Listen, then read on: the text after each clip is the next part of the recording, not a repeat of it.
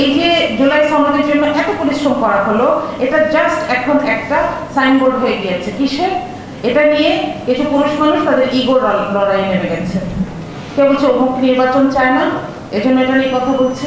কেউ বলছে অমুক জানে যে ওরা রাজনীতির দলে মাঠে আসলে হেরে যাবে, এই জন্য এগুলো কথা বলছে।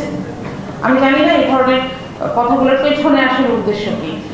আমি এই বিরোধগুলোর আসলেই কোনো সিরিয়াস পলিটিক্যাল কনসিকুয়েন্সেস দেখছি না, কোনো কারণ দেখছি না, কোনো ব্যাকগ্রাউন্ড দেখছি না, কোনো লজিক দেখছি না।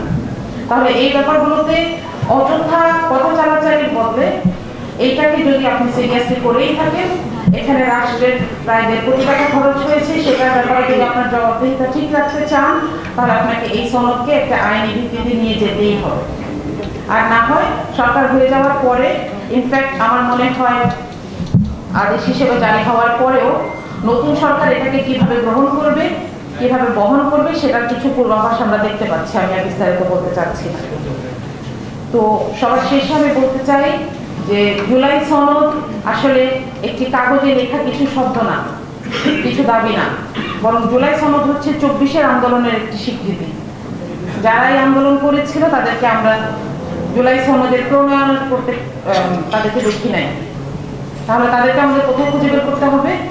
আমরা তাদের কাছে যেতে হবে।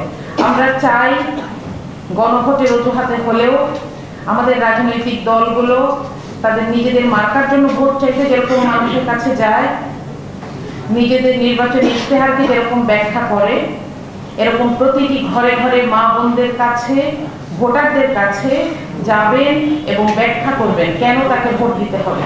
গণভোটের ফলাফল নিয়ে আমি ব্যক্তিগতভাবে চিন্তিত নই, কিন্তু আমাদেরকে এই প্রসেসটার মধ্যে দিয়ে যেতে হবে। কিছু এলিট যাদের মধ্যে প্রতিনিধিত্বের কোনো দায়বদ্ধতা নাই, তারা একটা জায়গায় বসে কিছু আদেশ জারি করে সেটা 84 হতে পারে, 184 হতে পারে, সেটা মানুষের উপর চাপিয়ে দিতে পারেন না।